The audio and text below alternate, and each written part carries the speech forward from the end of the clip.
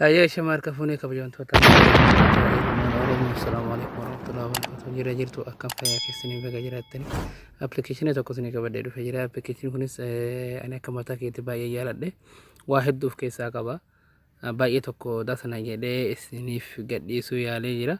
Kanaaf application kuni isa kanaadha, bayyee tokko gaariidha. Isa kana jechuudha. Play itti kan jedhu kana waa hedduuf keessaa qaba. Maaliif amma viidiyoo nuti jawala keessaa qabnu fakkeenya yeroo halkanii yeroo boqonnaa qabnu ilaalla. Fakkeenya viidiyoo keenya kana dhageeffatuuf waan seenaa waan dhedheertuu kan gara viidiyootiin qabnu gara aadiyootti nu qayyaruu danda'a. Gara aadiyootti qayyaruu danda'a. Deebii aadiyoon dhageeffachuu dandeenya ammas. Qayyarree jechuudha.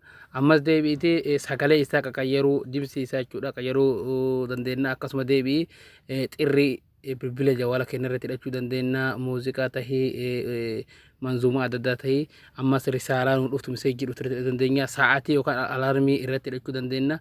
Namallee erguu ni dandeenya. Baay'ee tokko irraa gammadee jira. Mee walumaa seenaa ilaallu warroonni akka irraa yuutuuba kiyyaaf haaraa ta'an yuutuuba kiyya seenaa saabskiraayib na godhaa suniin jedha yuutuuba kiyya fatii kabaaleedha. Isa kanaadha jechuudha. Fatiin kabalee jedha kana seenaa saabskiraayib nu godhaa suniin jedha ilmaan Oromoo hundi keessanuu. Isa kanaadha jechuudha. Isa kana seenaa saabskiraayib nu godhaa suniin jedha nu gargaara ilmaan Oromoo hundi keessanuu like share yaada waan suniin galle jalatti nu barreessaa suniin jedha. Mee gara applicationatti dabarra. Application isa kana jechuudha. Mee seenaa walumaa naa ilaallu. Baay'ee salphaadha waan takka namatti hin fudhatu haala kanaan dhufa haala kana yeroo dhufe fakkeenya bakka viidiyoon isa kana jechuudha viidiyoodha. Viidiyoo kana gara adoti qayyaruu dandeenya mee tartiibaan isin agarsiisa. Amma fakkeenya haala kanaan yoo gattu inni mee keekiyyaa kanarratti gattu inni fakkeenya isa fakkeenya isa kana gara adoti qayyarachuu barbaanne haala kanaan jechuudha. Bakka gubbaa tana gurra qabtuun bakka tanatu hin jechuudha. Bakka tanatu hin fakkeenya fakkeenya haala kanaan dhufa jechuudha.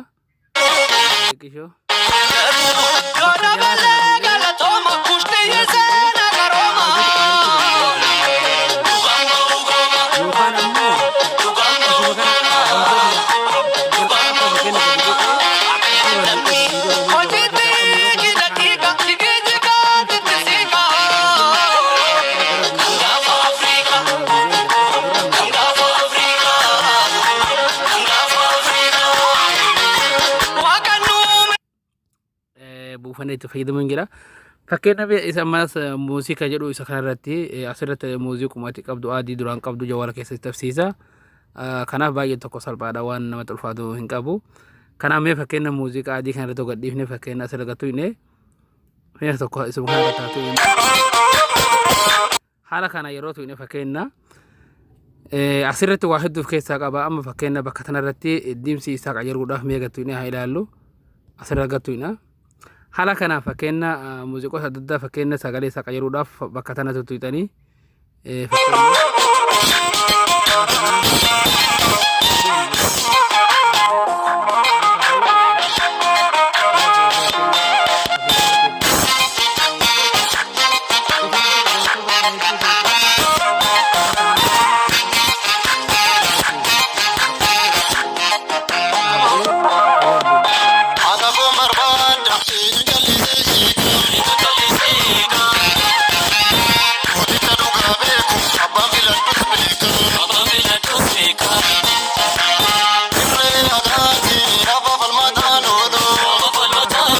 dimsi isa qayyaruu dandeetta.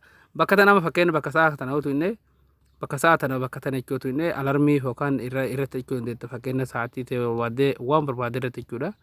Bakka tanatti gaseentee as keessaa daqiiqaa feetu sekoondii feetu sa'aatii feetu asirra kaa'atte jechuudha. Deebiitii isa gamanaa kanaa qarree kana jechuudha. Kun bilbila fakkeenya bilbila keenya hogatu inni seenu mee seena ilaalu asirratti immoo bilbila jechuudha. Bilbila keenya waan barbaadee irra kaa'anna fakkeenya manzuuma irra ta'e muuziqaa irra ta'e waan barbaadee kan irra jechuudha. Inni lammaffaa kun ammoo inni lammaffaa kuni alarmii fakkeenya inni lammaffaa kuni inni lammaffaa kuni alarmii fakkeenya irratti dandeetta. Alarmii fakkeenya jawala inni sadaffaa kun ammoo fakkeenya inni sadaffaa kun ammoo xirri jawala kee misejii dhuftu misejii si dhuftu fakkeenya asirratti fakkeenya waan barbaadee irratti meeshaa inni waan barbaadee meeshaa inni xirri asirratti fakkeenya haala kanaan waan barbaadetti muuziqaa barbaadee hidha sun xirri baay'ee tokko salphaadha amma isa muuziqaa amma kanatti hidhee jira fakkeenya nama xirri fakkeenya misejii dhufte nan dhuti kanaaf waan baay'ee namatti fudhatu miti jechuudha haala kanaan fakkeenya bakka sanatti waan asirraa qabdu waan asirraa qabdu dhibba takka sagaltamii takka jedha fakkeenya manzuumaa daddaan qabaa sheeriyoo nama ergoo baadee bakka gubbaa tanatti hidha bakka gubbaa tana jechuudha bakka gubbaa tanatti hidhee sheer goota namaaf as hidhee sheer goota jechuudha baay'ee salphaadha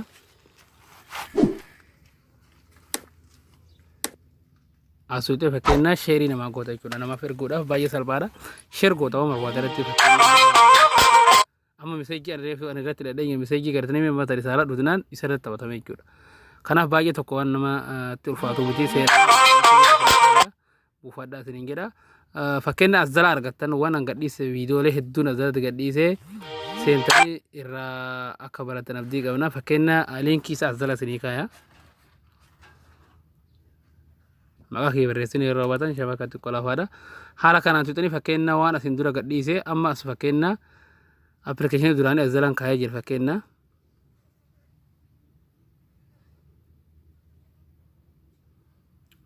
maal gootanii fakkeenya akkatti bakka tana tuutanii barruu tana taraa takka tokko tuutan barruu tana barruu gadhiistan hayya shamaa harka fuunee kabajamtoota fi jiraattoota ilmaan oromoo jira haala kanaan barruu tana taraa takka tuutanii haala kana yeroo bakka tana tuutan wanni an gadhiise as jalatti dhufa kuno kana fakkeenya application buufadhaan duraan jedhe fakkeenya application as Tokko buufadhaa jedhe as jira kuno haala kanaan isin as jalatti gaseentanii buufatan as jala baay'ee salphaadha namatti ulfaatu as jala buufatan waan isin gadhiise fakkeenya subscribe la yaada barreessa waan adda addaa as jala bakka tana barruu tana tuutanii barruu tana jala waan barbaadan argatan jechuudha haala kanaan wanni kun baay'ee salphaadha seenaa buufadhaa jala isinii kaasin jedha yaada keessan nu barreessu waan isiniin galle kanaaf jajjabaadhaa gabarumsa biraatti walitti deemnutti wassalaamu alaikum warahmatullahi wabarakatuh